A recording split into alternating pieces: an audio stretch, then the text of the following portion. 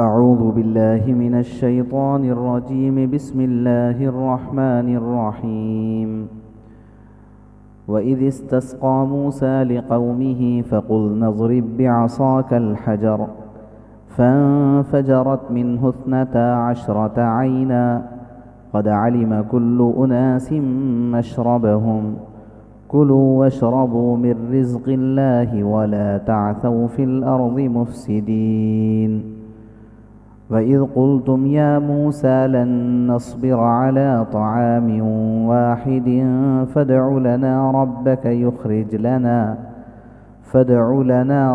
يخرج لنا مما تنبت الأرض من بقلها وقثائها وفومها وعدسها وبصلها قال أتستبدلون الذي هو أدنى بالذي هو خير اهبطوا مصرا فإن لكم ما سألتم وضربت عليهم الذلة والمسكنة وباءوا بغضب من الله ذلك بأنهم كانوا يكفرون بآيات الله ويقتلون النبيين بغير الحق ذلك بما عصوا وكانوا يعتدون.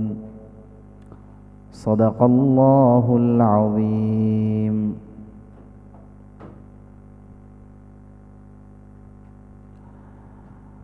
سورہ بقرہ آیت نمبر 7 کی ابھی تلاوت کی گئی ہے.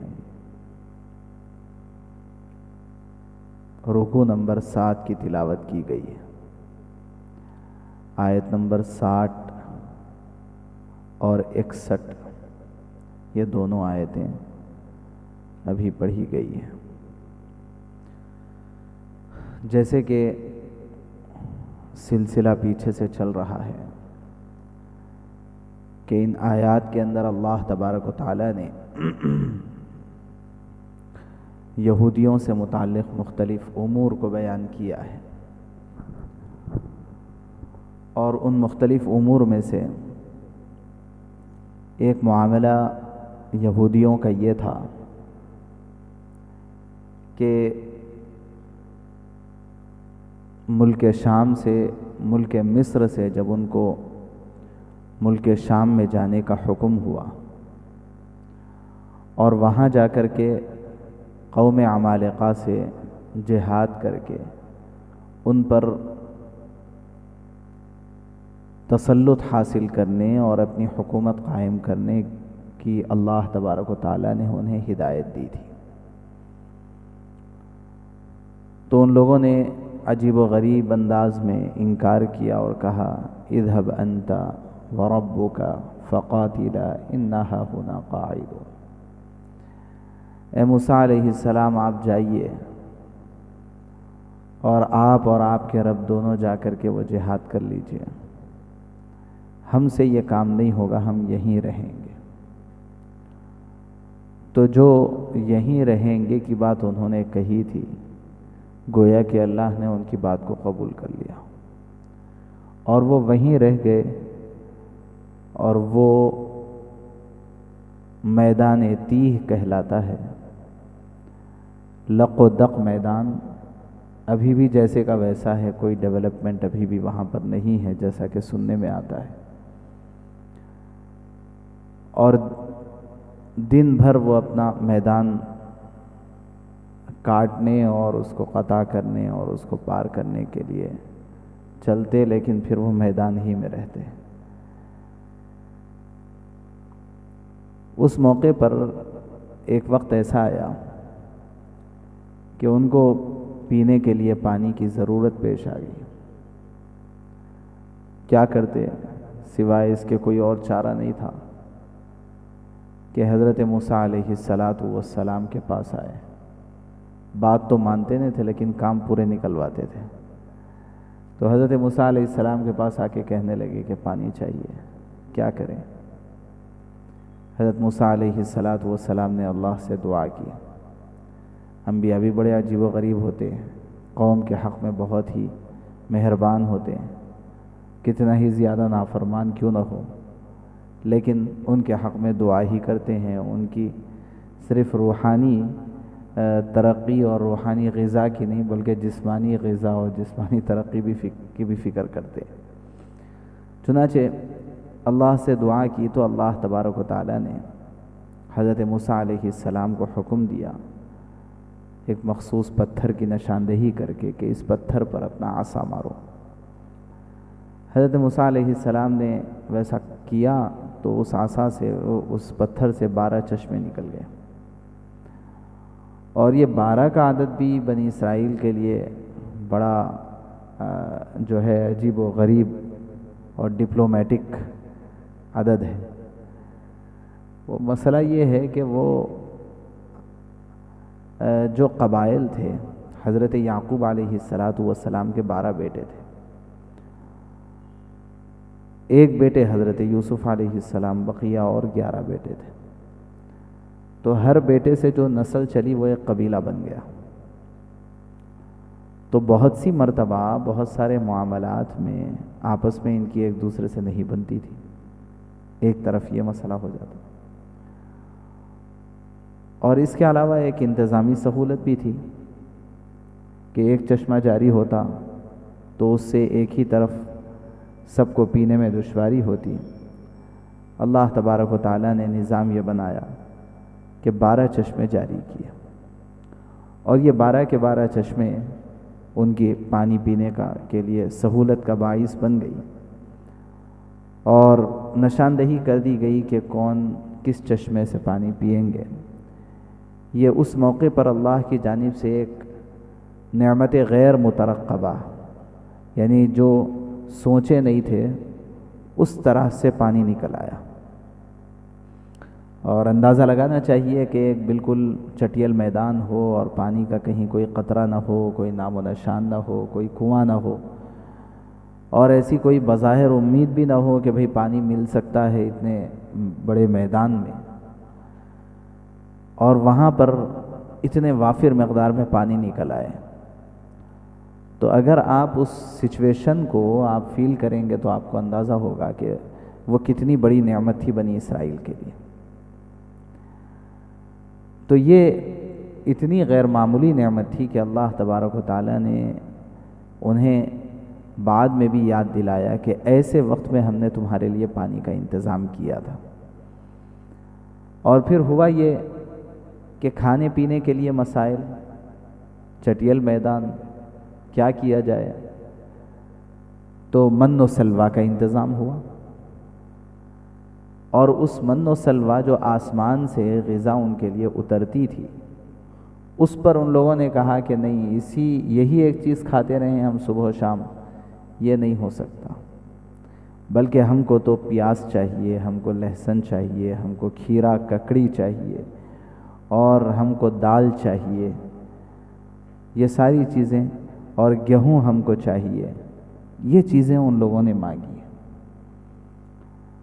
تو اللہ نے ان سے سوال یہ کیا کہ عجیب بات ہے کہ ایک بہت ہی اعلیٰ اور قیمتی چیز کو تم بہت ادنا چیز سے تبدیل کر لینا چاہتے ہو۔ جب تمہاری سوچ ہی اتنی ہے اور تم اتنا ہی کرنا چاہتے ہو تو ٹھیک ہے، ہم تم کو دے دیتے ہیں۔ اس کے بعد انہیں حکم ہوا کہ فلاں مقام پر جاؤ اور وہاں پر تم کو یہ ساری چیزیں مل جائے گی۔ تو ان کو وہ چیزیں سب کی سب وہاں مل گئی، ترکاری وغیرہ۔ اب وہ ترکاری کھانے لگے من و سلویٰ چھوڑ کر کے۔ یہاں پر اللہ نے ایک بات ارشاد فرمائی، وَضُرِبَتْ عَلَيْهِمُ الذِّلَّةُ وَالْمَسْكَنَةُ، ان پر ذلت اور مسکنت، ذلت اور محتاجگی کو ان کے اوپر اللہ تبارک و تعالیٰ نے مسلط کر دیا، اور وہ اللہ کے غضب کے مستحق ٹھہرے۔ یہاں پر ایک سوال پیدا ہوتا ہے عام طور پر کہ اس وقت تو ہم دیکھ رہے ہیں کہ یہودی بڑے پیسے والے اور مالدار، اور پوری دنیا میں ان کا ایک بڑا مقام سمجھا جا رہا ہے، اور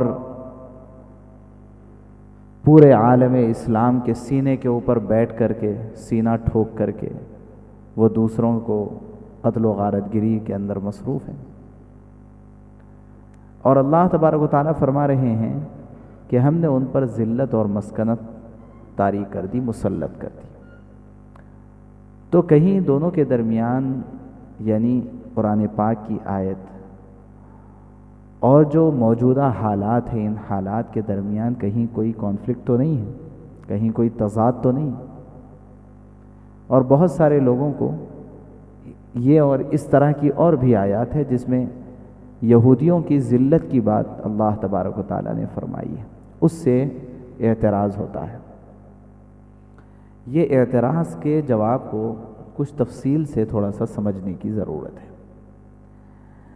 دیکھیے، سب سے پہلی بات تو یہ ہے کہ صرف پیسے کا حاصل ہو جانا یہ عزت کی دلیل اور عزت کی علامت نہیں ہے۔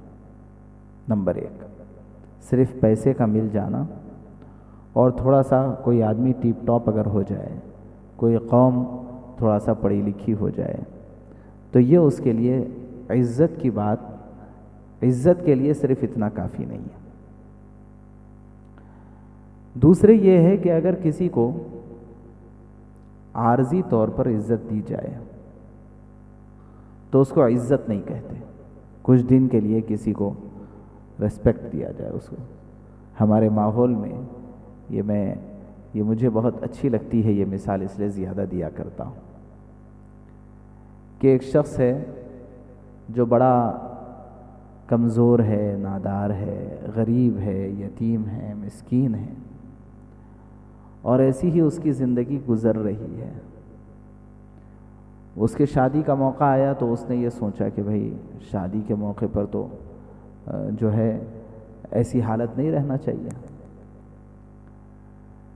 لہٰذا اس نے ادھر ادھر سے قرض لیا اور مختلف جگہ سے پیسوں کا انتظام کیا، اور ایک دن کے لیے وہ بادشاہ بن گیا۔ کیا وہ گھوڑے پر بیٹھ گیا اور بگھی اس نے منگوا لی، اور جو ہے ایسے شو اس نے خرید لیے جو ہے بادشاہوں کے ٹائپ کے ہوتے ہیں، ہاتھ میں اس نے تلوار رکھ لی، سر پہ صحرا پہن لیا، اور آگے کچھ گھوڑے اور پیچھے کچھ گھوڑے، اور باجا اور تاشا اور ناچ اور گانا، اور اس طرح سے اس نے اپنے شادی کا انتظام کیا۔ کیا یہ ایک دن بادشاہوں کی نقل کر لینے سے وہ بادشاہ بن جائے گا؟ اور یہ ایک دن جو اس کی تھوڑی بہت عزت ہو رہی ہے، اس کو عزت کہا جائے گا؟ وہ تو ایک عارضی سی چیز ہے، ماحول ہے، سماج ہے، رواج ہے کہ دلہے سے ہر کوئی گلے ملتے ہیں تو اس سے مل لیے۔ آج تو آ کر کے اس کا جو قرض خواہ ہے، جس سے اس نے قرضے لیے ہیں اور جس کو اس نے ڈبایا ہے، وہ بھی تھوڑی دیر کے لیے گلے لگ لے گا، لیکن کوئی آ کر کے اس سے گلے لگ جائے تو یہ اس کو عزت دے رہا ہے، ایسی بات تو نہیں ہے، تو رواج ہے۔ جس پر اس نے ظلم کیا ہے وہ بھی آ کے گلے لگ لیا، چلو بھئی اس کے خوشی کا دن ہے، یہ تو رواج ہے۔ اس کا مطلب یہ نہیں ہے کہ اس نے اپنا دل صاف کر لیا ہے اور سارے مسائل اس کے ختم ہو گئے، اور جیسے ہی شادی ہوئی اور ولیمہ ہوا تو پھر وہ جدھر کا ادھر روڈ پہ آ گیا۔ تو اس کو عزت نہیں کہتے ہیں، یہ عزت کے کچھ نقشے ہیں، اس کو عزت نہیں کہا جاتا۔ عزت کے نقشوں کو عزت کہنا یہ بہت بڑی بے وقوفی ہوتی ہے۔ ایک موقع پر حضرت ابو یوسف علیہ الرحمہ، جو ہارون رشید کے زمانے میں قاضی القضات تھے، چیف جسٹس تھے، تو حضرت ابو یوسف رحمۃ اللہ علیہ تشریف لا رہے تھے۔ ہارون رشید کی اہلیہ جو بہت نیک خاتون تھی، وہ بالا خانے میں اوپر کھڑی ہوئی تھی، ان کی نظر پڑی تو فوری انہوں نے دیکھا کہ ابھی انہوں نے اپنے چپل اپنے پیر سے نکالے بھی نہیں کہ ہارون رشید کے دو فرزندان شہزادے دونوں نے لپک کر کے ان کی چپل اٹھائی، تو دونوں کو ایک ایک چپل مل گئی، اور فوری اٹھا کر کے انہوں نے چپل محفوظ کی، اور پھر جو ہے چپل کو مناسب جگہ پر محفوظ رکھا۔ یہ دیکھ کر کے ہارون رشید سے ان کی بیوی نے، ملکہ نے کہا کہ یہ آپ کی عزت کیا عزت ہے؟ کہ آپ کو تنخواہ دے کر کے لوگوں کو اپنے آگے اور پیچھے رکھنا پڑتا ہے، اپنی فوج کو سنبھالنا پڑتا ہے، اور بہت سارا پیسہ آپ کو خرچ کرنا پڑتا ہے صرف آپ کے عزت کے نقشے قائم کرنے کے لیے. یہ عزت کا ہے کہ عزت تو یہ ہے کہ بادشاہ کے 2 فرزندان شہزادے اور لپک کر کے چپل اٹھانے کے لیے بے چین ہے. عزت تو یہ ہے. تو ہارون رشید تو بہت اللہ والے تھے، انہوں نے مانا بھی، تسلیم بھی کیا، اور کہا کہ عزت اور ذلت تو اللہ کے ہاتھ میں ہے، اور جو دین کو اپنی زندگی کے اندر لاتے ہیں اور اس کے اوپر محنت کرتے ہیں، اللہ انہی کو اصل عزت دیتے ہیں. تو بتانا یہ مقصود ہے کہ ہارون رشید کے پاس بھی جو وہ عزت کے نقشے ہے، ملکہ نے سمجھایا کہ عزت اصل میں کیا تھی. ایک ایسے ہی ایک اور موقع پر رات کے وقت میں ایسے آواز آئی جیسے کہ کہیں پر کوئی بہت بڑا حملہ ہو گیا ہو. تو فوری ملکہ بھی اٹھ کر کے بیٹھ گئی، ہارون رشید بھی اٹھ کر کے بیٹھ گئے، اور فوری اپنے قاصد کو بھیجا کہ جاؤ معلوم کر کے آؤ کہ کہیں کوئی جو ہے کہیں فوج کا کہیں حملہ تو نہیں ہوا، اتنی بڑی آواز آئی. تو تحقیق کی گئی اور قاصد واپس آ کر کے اس نے خبر دی کہ نہیں، اللہ کا فضل ہے، کوئی حملہ وملہ کچھ نہیں ہوا. پھر کیا آواز کس کی تھی جو اتنی بڑی آئی؟ تو کہا کہ دراصل یہاں پر ہمارے شہر میں بہت بڑے اللہ والے اور محدث وقت حضرت عبداللہ ابن مبارک علیہ الرحمہ تشریف لائے ہیں.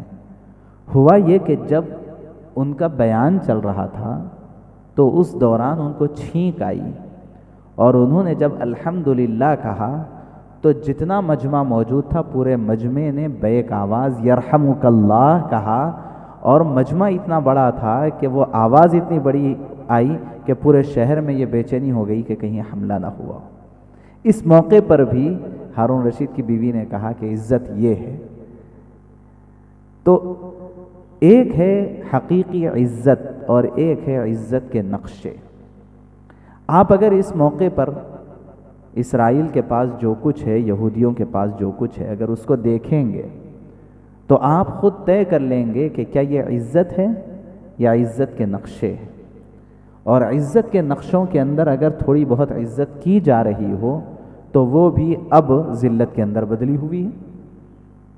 اس کے علاوہ ایک اور بات یہاں سمجھنے کی ہے کہ جو تاریخ ہوتی ہے وہ تاریخ کا ایک ورق پلٹتا ہے 100 سال پر. یہ تاریخ کے کسی فرزند اور تاریخ کے طالب علم کو اور ہسٹری کے اسٹوڈنٹ کو اس کا اندازہ ہو سکتا ہے کہ تاریخ کا ایک باب پلٹتا ہے، تاریخ کا ایک باب پلٹتا ہے 10 سال پر، اور تاریخ کا ایک ورق پلٹتا ہے کم از کم 10 سال پر، اور تاریخ کا ایک باب پلٹتا ہے 100 سال پر. آپ دیکھتے ہیں کہ تاریخ کی کتاب پڑھ رہے ہیں تو ایک چیپٹر سے آپ دوسرے چیپٹر منتقل ہونے تک جو ڈفرینس آتا ہے وہ تقریباً 10-12 سال 15 سال کا آ جاتا ہے. اس نظریے سے اگر تاریخ کے طالب علم ہونے کی حیثیت سے اگر ہم یہود کی تاریخ پر غور کریں گے تو یہی ایک قوم پوری دنیا کے اندر ہمیں ایسی ملتی ہے جس کو بارہا جلا وطن کیا جا چکا ہے، بارہا وطن سے باہر دھتکار دیا گیا ہے. یہی ایک قوم ایسی ملتی ہے. بخت نصر کے ہاتھ جلا وطن ہوئی یہ قوم، پھر اس کے بعد رومی سلطنت کے ہاتھ بہت ذلت کا سامنا کرنا پڑا اور پورے ملک سے انہیں نکالا گیا. اسپین سے انہیں پھر نکالا گیا، ان کے ہاتھوں بڑی ذلت کا سامنا کرنا پڑا. بابل جو بادشاہ گزرے ہیں ان کے ہاتھ بڑی ذلت کا سامنا ہوا، اس نے اپنے ملک سے نکال دیا.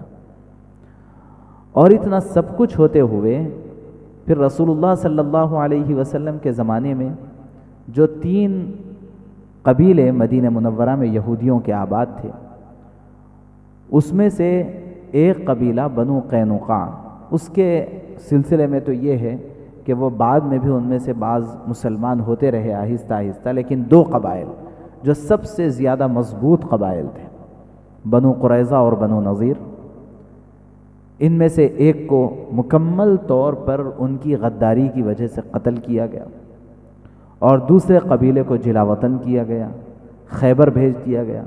اور آپ صلی اللہ علیہ وسلم نے اپنی وفات سے پہلے ایک وصیت بھی کی تھی کہ کچھ دنوں کے بعد خیبر سے بھی انہیں جلا وطن کیا جائے۔ حضرت عمر رضی اللہ عنہ کے زمانے میں خیبر سے بھی انہیں نکالا گیا۔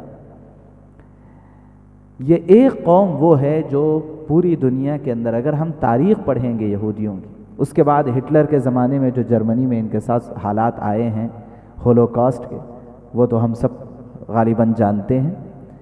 یہ ایک ہی قوم ایسی ہے جس کو اتنا جلا وطنی کا اور اتنی ذلت کا سامنا کرنا پڑا کہ بارہا تتر بتر ہو کر کے پوری دنیا کے اندر یہ قوم پھیل گئی، کئی مرتبہ ہوا ہے۔ تو اس وجہ سے اگر ہم پوری تاریخ کو دیکھیں گے تو ہم کو اندازہ ہوگا کہ اللہ تبارک و تعالیٰ نے جو فرمایا ہے کہ ان کے اوپر ذلت اور مسکنت ہم نے مسلط کر دیا، تو یہ بالکل سچ ہے اور حقیقت ہے اور مشاہدہ بھی یہی ہے۔ سوال یہ ہے کہ پھر ابھی تو ان کے پاس حکومت ہے، تو اس پوائنٹ کو بھی سمجھنے کی ضرورت ہے۔ یہ قوم آسمانی کتاب رکھنے والی سب سے پرانی قوم ہے، اور جب سب سے پرانی قوم ہے تو اس کا نتیجہ یہ ہونا چاہیے تھا کہ دنیا کے اکثر ممالک پر ان کا تسلط قائم ہونا چاہیے تھا، لیکن ان کے مقابلے میں عیسائی یہ دنیا میں حکومت کے اعتبار سے اس وقت کے حالات میں سب سے آگے، اور دوسرے نمبر پر مسلمان۔ اور اگر تھوڑا پہلے ہم پیچھے چلے جائیں تو مسلمانوں کے پاس سب سے زیادہ حکومتیں، دوسرے نمبر پر عیسائی۔ تو بھئی یہ سب سے پرانی قوم ہے تو ان کے پاس تو سب سے زیادہ حکومتیں ہونی چاہیے تھی، لیکن کچھ نہیں۔ اور اب ایک حکومت ہے تو اس کی بھی حقیقت جو جانتے ہیں، پہلی بات تو یہ ہے کہ ان کا وہ مستقل ملک ہم تسلیم کر سکتے ہیں یا نہیں کر سکتے ہیں لاجیکلی۔ اب فلاں فلاں فلاں فلاں نے تسلیم کر لیا تو ہم کو کرنے میں کیا ہے، تو وہ چھوڑ دیجئے، آپ وہ چھوڑ دیجئے۔ وہ واقعی اپنا ملک ان کا ہے یا صرف قبضہ ہے؟ حقیقت تو یہ ہے کہ ابھی بھی وہ ان کا اپنا ملک نہیں ہے، وہ قبضہ ہے۔ حقیقت تو یہی ہے۔ اگر تھوڑی دیر کے لیے بھی مان لیا جائے کہ وہ ملک ہم تسلیم کر لیں گے، چلو تھوڑی دیر کے لیے، تو جو حالات سے اچھی طرح واقف ہیں وہ اس بات کو سمجھ سکتے ہیں کہ یہ ایک مستقل کسی ملک کی حیثیت نہیں ہے، بلکہ دراصل یہ امریکہ اور فرانس اور برطانیہ کے فوجی ایک چھاؤنی ہے جو انہیں مشرق وسطیٰ یعنی مڈل ایسٹ کے اندر مسلمانوں کے ممالک کے درمیان انہیں ایک فوجی چھاؤنی مضبوط قائم کرنی تھی، تو اس فوجی چھاؤنی کے قائم کرنے کے لیے اس قوم کو انہوں نے استعمال کر لیا۔ یہ امریکہ کی اور یہ فرانس اور برطانیہ کی ایک فوجی چھاؤنی ہے، اس سے زیادہ اس کی کوئی حیثیت نہیں مانا جا سکتا اگر حقیقت میں ہم کو تاریخ کا اندازہ ہے۔ تو اب کیا اسرائیل کے نام پر ہم یہ سمجھ سکتے ہیں کہ وہ بہت بڑے عزت والے بن گئے؟ بھئی ان کو یوز کیا جا رہا ہے، اس وقت بھی ان کو یوز کیا جا رہا ہے۔ اب یوز کرنے کے لیے کیا کیا ٹیکنیک استعمال کی جا رہی ہے وہ ایک الگ ہے، اور ہم اس وقت تو کھلی آنکھوں دیکھ رہے ہیں کہ بیک سپورٹ کن کن کا ہے، اور اگر تھوڑی دیر کے لیے بیک سپورٹ ختم ہو جائے تو کیا ان کے پاس اتنی طاقت ہے اور اتنی قوت ہے جتنا یہ لمبا کام کر رہے ہیں۔ اور ابھی کچھ دنوں سے تو صورتحال اور بھی زیادہ بدلی ہوئی ہے۔ تو جب یہ سارے حقائق ہم دیکھیں گے تو ہم کو اندازہ ہوگا کہ یہ کچھ اور ہی صورتحال ہے۔ یہ زیادہ سے زیادہ اس کو عزت کا ایک نقشہ کہا جا سکتا ہے، حقیقت میں یہ عزت نہیں ہے۔ لیکن یہ نقشہ بھی کیوں قائم ہوا ہے؟ چاہیے تو یہ تھا کہ یہ نقشہ بھی قائم نہ ہو۔ یہ عزت کا نقشہ اسرائیل کی شکل میں یہودیوں کے لیے کیوں قائم ہوا ہے؟ اس کا جواب یہ ہے کہ اس کی تو پیشن گوئی الصادق المصدوق حضرت نبی اکرم صلی اللہ علیہ وسلم نے ہمیں دی ہے۔ روایات کے اندر یہ بات ہم کو بہت وضاحت کے ساتھ ملتی ہے کہ قیامت سے پہلے یہودیوں کو ایک چھوٹی سی سلطنت کا مالک بنایا جائے گا، آپ نے فرمایا ہے۔ تو وہ تو پیشن گوئی ہے، تو ان کو ایک چھوٹی سی سلطنت کا مالک بنا دیا گیا۔ اچھا، اس کے پیچھے حکمت کیا ہے بھئی؟ کیوں؟ اس کی کیا ضرورت تھی؟ اصل میں مسئلہ یہ ہے کہ جب جلا وطنی کے حالات آئے ہیں تو یہودی پوری دنیا کے اندر بکھرے ہوئے تھے، اور ابھی بھی پوری دنیا کے اندر یہ بکھرے ہوئے ہیں۔ اور جب حضرت عیسیٰ علیہ السلام تشریف لائیں گے اور حضرت عیسیٰ علیہ السلام امت محمدیہ کے فرد بن کے آئیں گے، ٹھیک، جب آنکھیں کھل جائے گی عیسائیوں کی، تو روایات بتاتی ہے کہ عیسائی بڑی تعداد میں مسلمان ہو جائیں گے۔ مسلمان تو خوش ہو جائیں گے، اور عیسائی بڑی تعداد میں مسلمان ہو جائیں گے، اور حضرت عیسیٰ علیہ السلام دجال کو اور یہودیوں کو قتل کریں گے۔ مسلمان حضرت عیسیٰ علیہ السلام کے ساتھ مل کر کے ان کی قیادت میں حضرت عیسیٰ علیہ السلام لیڈ کریں گے، تو قتل کرنا ہے۔ تو اللہ نے ہمارے لیے یہ سہولت کا انتظام کیا ہے۔ کہاں جرمنی جا کر کے، امریکہ جا کر کے، برطانیہ جا کر کے، اور وہاں اٹلی جا کر کے، وہاں جہاں پھر کے کہاں قتل کریں گے بھائی؟ اتنا پیسہ بھی ویسٹ ہوگا، اور اتنا بہت کچھ محنت بھی بہت لگے گی، سب کچھ۔ تو اللہ تبارک و تعالیٰ نے نظام یہ بنایا ہے۔ بلکہ آپ کتاب الفتن پڑھیے، میں تو ہر مرتبہ گزارش کرتا رہتا ہوں کہ کتاب الفتن پڑھنا چاہیے۔ ہر حدیث کی کتاب میں ایک چیپٹر ہے۔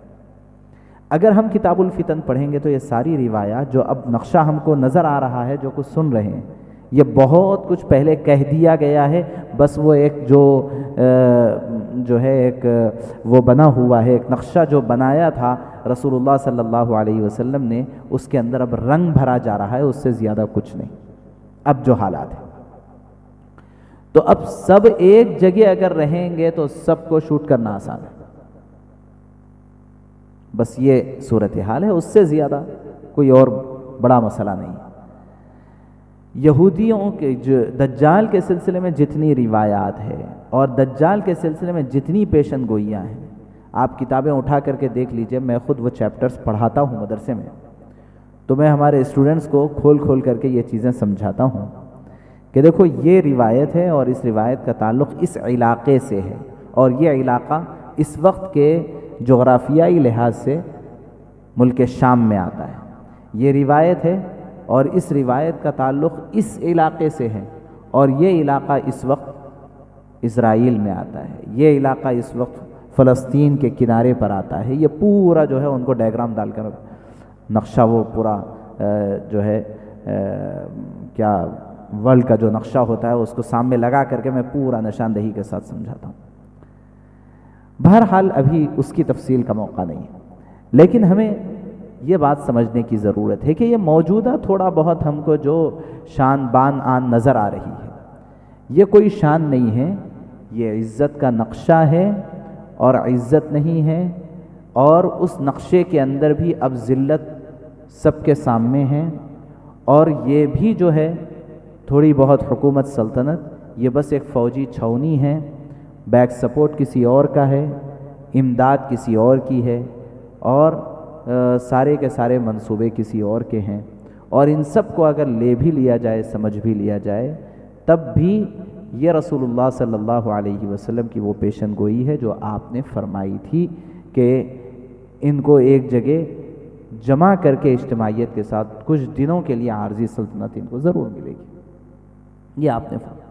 اب سوال یہ ہے کہ بھئی آخر اس قوم کے اوپر یہ ذلت اور مسکنت اور یہ رسوائی کیوں اللہ تبارک و تعالیٰ نے نازل فرما دی؟ وجہ کیا ہے؟